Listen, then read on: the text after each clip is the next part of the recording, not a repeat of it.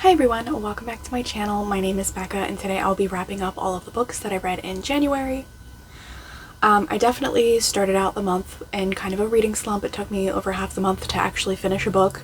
I still kind of feel a little bit slumpy. I'm not reading as fast as I usually do, but I did manage to read a total of 11 books in January, which is not bad.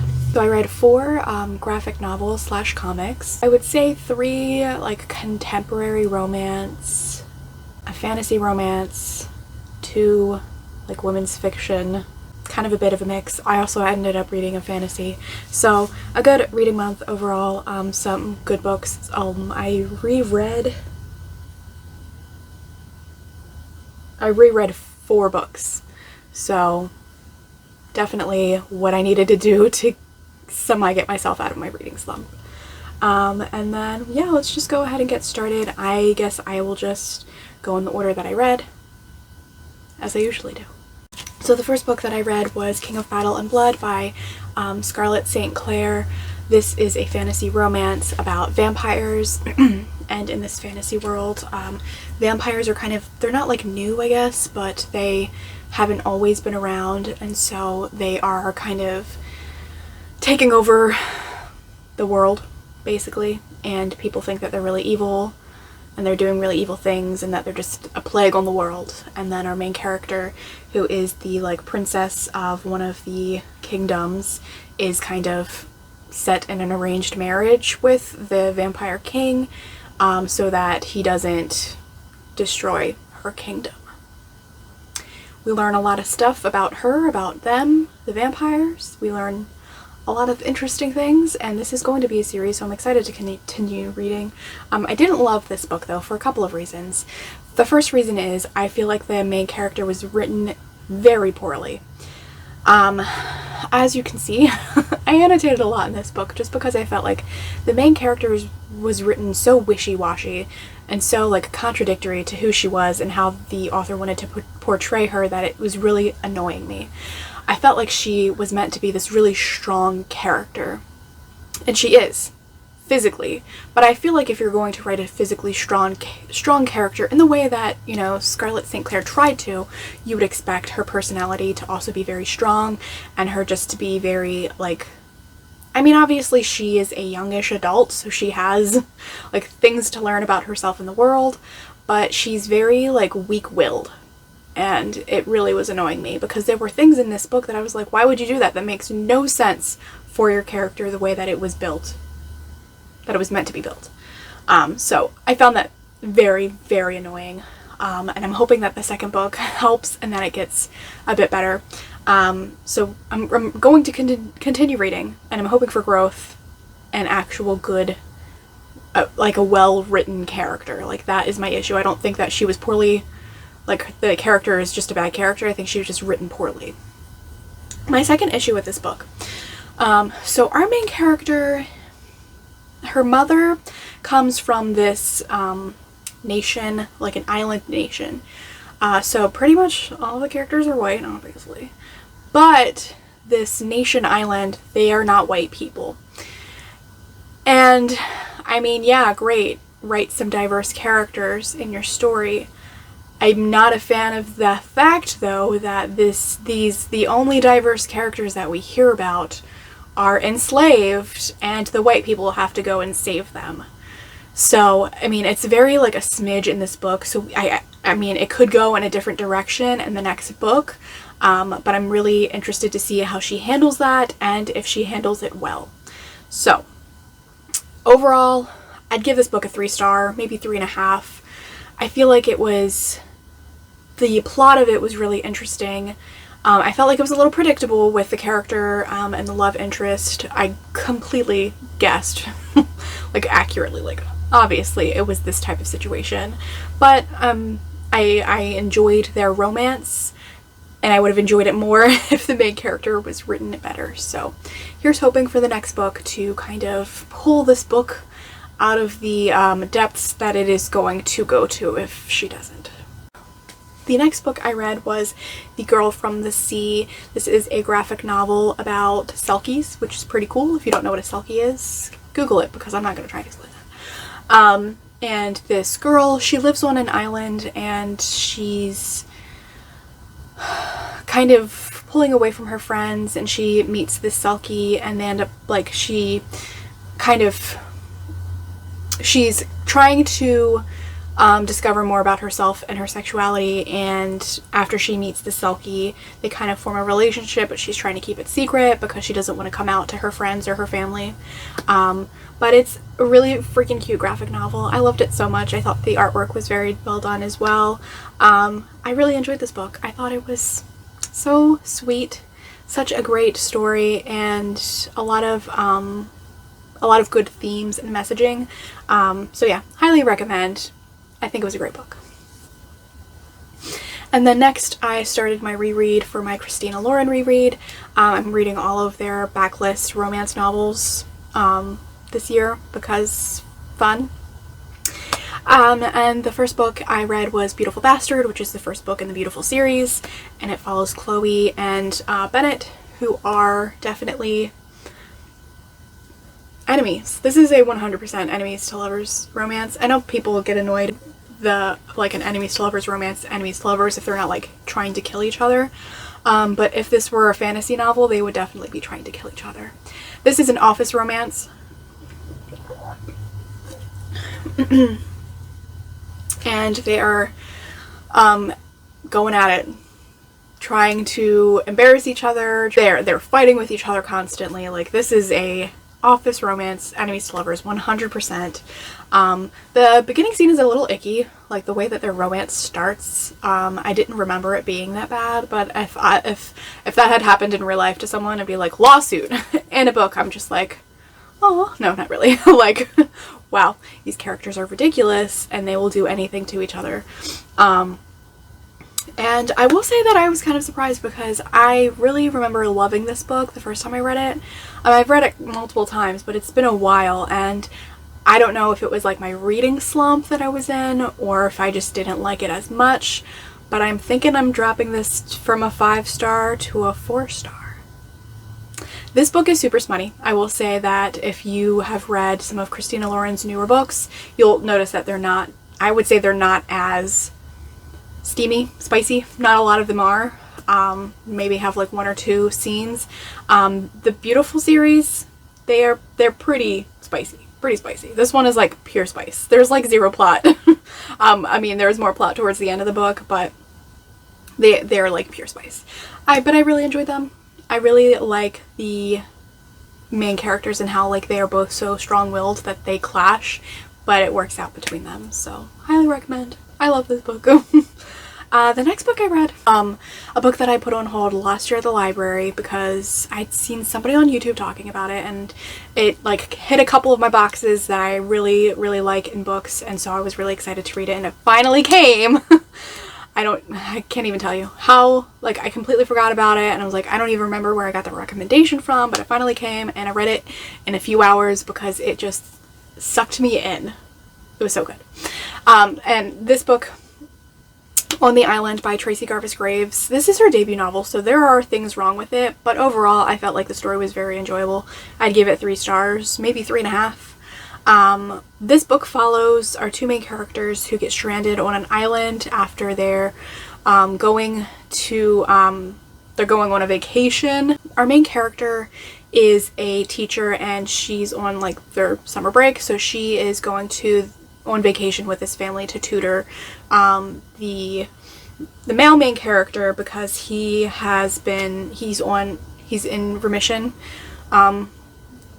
I think it was Hodgkin's lymphoma that he had, and he's in remission, so they're going on vacation, and it ends up like he ends up staying back when his parents leave, so they ended up going to this island, like flying to the vacation by themselves, and their flight, which got totally mixed up, they're like, nobody flies out to this island after dark, and they kind of get this pilot to do it for them anyway, and he shouldn't have had, because he had a heart attack while they were flying, and they crash on a deserted island.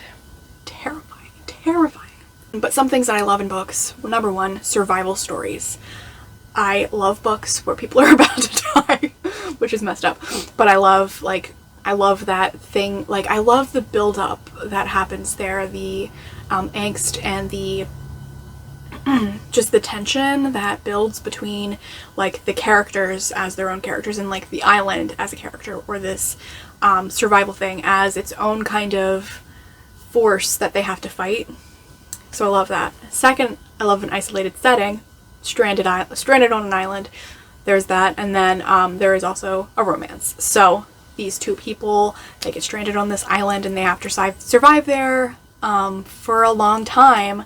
And of course, like, being the only people who are on this island going through such traumatic events while they're there, they build this, like, really intense relationship that a lot of people disapprove of when, I mean, like, spoiler, but, like, not kind of a spoiler, they do get off the island.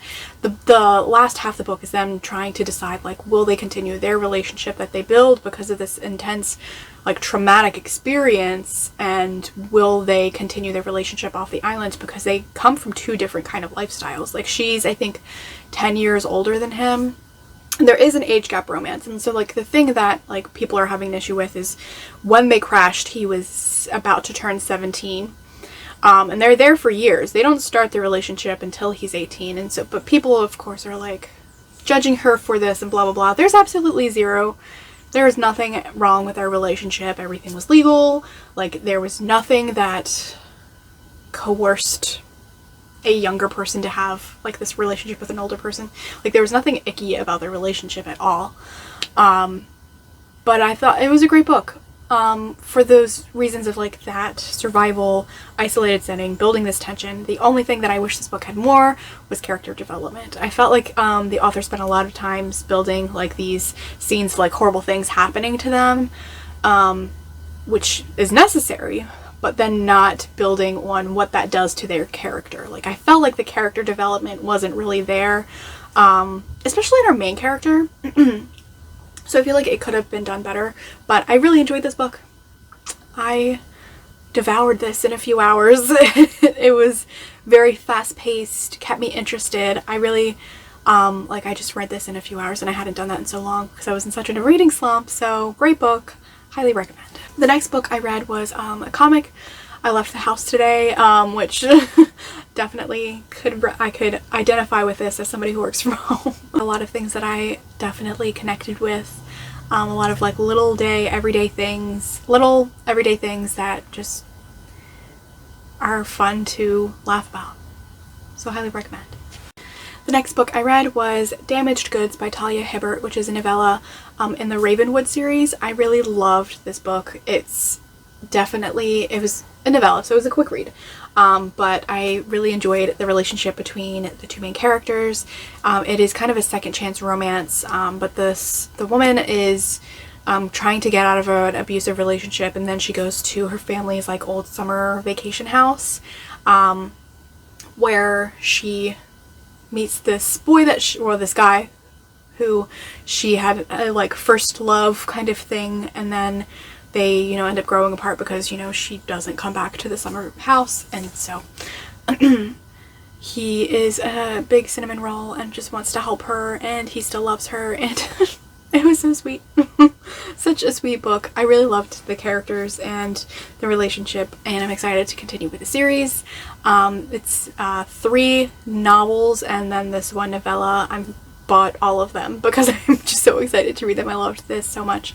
So yeah, definitely recommend this series. This book. I'm going to continue the series this month, hopefully. But yeah, great book. I don't really have any complaints about this because it's a novella, so, like, things are what they are, you know, they're not gonna... I feel like this is probably one of the best novellas that I've read from Talia Hibbert, where I don't have really big issues about, like, who gets the bigger backstory or what. I just felt like it was really well done, and I really enjoyed it. My second reread of the month was Happiness for Beginners by Katherine Center. I don't know if this is her debut novel, but it's not. I don't think it is, but it kind of reads that way to me. This is about a woman who just gets out of a divorce, and she's kind of had this really lonely life where she's not doing anything, and so she wants to go on this nature hike that's, like, super dangerous feel something. It's kind of ridiculous. And she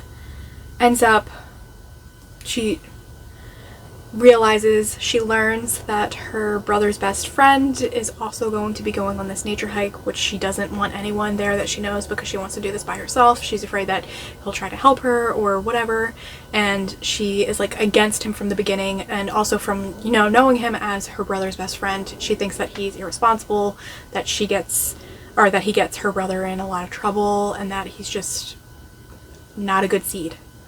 She learns a lot of things about him and herself, and it's adorable. And this is definitely closer to women's fiction than romance, but there is a romance in it. Another age gap romance as well. I did really enjoy this one. However, I did not enjoy it as much as I did the first time around because I completely forgot how poorly written every other character in this book is. So she goes onto this nature hike with a group of people. Every single other person on this group besides her and the love interest are exactly the same. They're all the same person, just have different hobbies, kind of. But they're all exactly the same, which I think is poorly written. She could have put more depth in there, but it is what it is.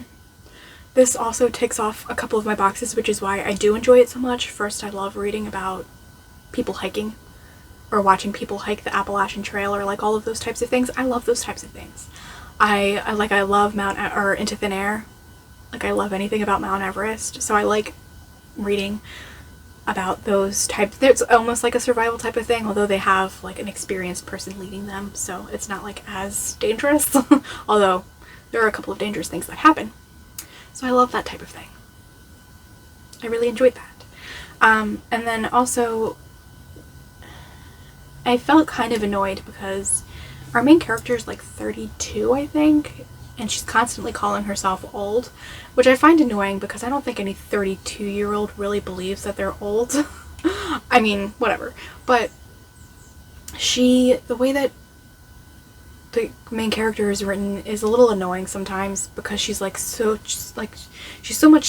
steeped into these like stereotypes about these people who she's hiking with, and it really like it hurts her enjoyment of this whole thing. So yeah, I mean, it was a little annoying in that way. I didn't love it as much as I loved it the first time. The first time I gave it 5 stars. I would definitely probably give it more like 3.5 stars, but I still really enjoyed it. I mean, I love hiking. I don't personally hike. I love reading about people hiking. I love reading about people putting themselves in dangerous situations when they have no experience or have no business doing that type of thing because I love to read the tension that builds. So yeah, do I recommend this book? Sure. Reread number 3, Beautiful Stranger by CHristina Lauren. This is the second book in the Beautiful series. This one surprised me. I would have said out of like the first 3 books, this is my least favorite, but I think I liked it this time around more than I liked the first book. But again, that could have been like I was out of my reading slump, so that's why I enjoyed it more, so who knows. But this book follows Max and Sarah, who kind of have a no strings attached relationship, but obviously end up developing feelings for each other. Again, this book is all like, it's pretty much spice. There's not much of a plot here. The plot, I would say, kind of happens towards the end of it when they decide to have a serious relationship and then something happens. But I really liked the characters in this book. I love Max. I feel like he's such a great... He has many facets, and I think that's something that's hard to come across in romance sometimes for the male main character. And then Sarah, I feel like she's definitely kind of like the foil to Chloe from the first book, so I enjoyed seeing that. I think previously, like their thing is like exhibitionism, kind of, but not really. And that's why I kind of just previously I was like, I don't really care for that kind of thing, so I'm not really interested in it. But I feel like I just loved the way that their relationship developed more in this book. So yeah, I also listened to the audiobook, so maybe that's something that's different because I had never listened to the audiobook before. I will say it does have a cast, like 2 people. So there's the female narrator and the male narrator, and when the woman was like narrating the male main character's parts, like he is British, and so she tried to do a British accent, and it was so bad. Like I found it to be, it almost to me sounded closer to like an Irish accent. Like she was trying, but she was not very good at it. But yeah, I really enjoyed this book. I'm really excited to get to the next book because it is my favorite. But yeah, highly recommend this series overall. Reread Lore Olympus, which was is still a comic on webtoon, and they published it, which go you, Rachel. People are saying Rachel Smythe, which I would never have thought to pronounce her last name like that. I always would just say Smith. But yeah, go you. This is a Hades and Persephone retelling. I love the artwork. Like, it's gorgeous. I like that all of the characters are like a different color. Like Hades is obviously blue, Persephone is pink, Artemis is purple, Eros is like I think he's pink as well. Let's see, Hera is yellow, Poseidon is green, Zeus is purple. But this is a great graphic novel, but there's also like, it is also very heavy. The Persephone goes through something towards the end of the book which is pretty heavy, and definitely check your trigger warnings for assaults of many kinds. But yeah, I mean, it's a great book. It's also very slow burn. Like, they haven't kissed yet in volume 1. Like, they don't kiss at this point. I am a little bit further because I have been reading it on webtoon, so like I'm at the part where they have, but like their relationship is so slow burn that it kind of is annoying to me, but I feel like as a graphic novel it doesn't bother me as much as like a Mariana Zapata book would. But yeah, so if you like slow burn romance, I really highly recommend this. Highly recommend this just for the artwork alone. I think it's gorgeous. Then I finally read Throne of Grass. Finally, I did. So proud of myself. It took me the better half of the month because I was listening to the audiobook mostly, but I did finally read Throne of Glass by Sarah J. Maas. Let me tell you, I had no idea what this book was about. And I don't know how I went so long not knowing what this book is actually about. But Celaena Sardothien is an assassin who is imprisoned in the beginning of the book. And she is freed to enter this competition to become an assassin or a warrior or a soldier or whoever for the king's champion. And if she wins, she has to be his champion, I think, for 3 years. And then she gets freed to live her life. But as this competition goes on, things are happening, people are dying, there's a mystery there. And there's a lot about, do I really know where this series is going overall? I guess to overthrow the king, because he's evil. She meets a character who she's supposed to be like a possible future queen, you know, a match for the prince whose people were enslaved. So there's that aspect. So that's what I think this is going to end up being, like overthrowing the king, who is a terrible person. But yeah, there is this aspect of fae in it where like they're not actually there. Like fae people are not, like they were a thing or it was like a myth or something like that. So I think that's interesting as well. I'm excited to get to the actual love interest because I didn't like, this is a love triangle, although like romance isn't like a big deal in this book, but I hated both of them. Like both of those, like I don't like either one of them. I don't. So yeah, I'm excited to read the next book. I will say that I think this is very similar to The Cruel Prince in the fact that I did not like any of the characters, including the main character, until the very end of this book. So I am interested to see where this goes. And then the last book I read was another graphic novel. I read Another Kind, which loved. Absolutely 5 stars. Fantastic book. This is a book about kind of these, I think it's like 5 kids who are living in this facility because they're like monsters, and they're kind of taking care of them, keeping them a secret from the world, and then their like facility is hacked, so they have to leave, and they end up kind of getting kidnapped, getting away from the kidnapper, trying to figure out what's going on while also trying to find a place for them to live. And it's so good. It was such a good book. It's like a great like found family book, a lot of different monsters, and I loved all of their backstories. So good. I loved also that this is like a complete book. It's not a series as far as I know, because like beginning, middle, end, like there's no cliffhanger. The issue is resolved. They find their home. It's so good, so wholesome, and I loved it. Such a great book. Highly, highly recommend. If you like graphic novels, I think anyone would really love this book. But if you like Lumberjanes, I highly recommend. I guess if you like X-Men, I feel like this is kind of like an X-Men kind of book, because they're all got powers, but they're considered monsters or aliens or whatever. So it is a great book.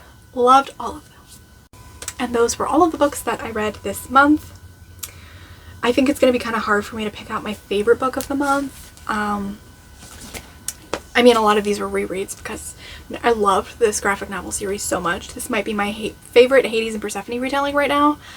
So obviously really love this book, but also Beautiful Stranger became kind of a favorite. I really loved it. I really enjoyed reading it this time around. Also On the Island, I didn't give it a high rating, but it's just like, it's a book that drew me in and kept me there for an entire day. Like I read it in one sitting, loved it. Though I still do have my issues with it. So yeah. Damaged Goods by Talia Hibbert. I could say that's my favorite because I don't think I had any issues with it at all. Except for maybe that it was a novella. But that's not her, well, I mean, I guess it is her fault, but it's like not a fault of the book. It didn't make the book bad. So I don't know. I read a lot of good books. I read a lot of mediocre books, or books that I can see going places, hopefully. Like, I'm hoping this goes somewhere great, but who knows. But that'll be it for this video. These were all the books that I read in January. I would love to know what your favorite book of January was, and if you had a great reading month. And I'll see you in a new video soon. Bye.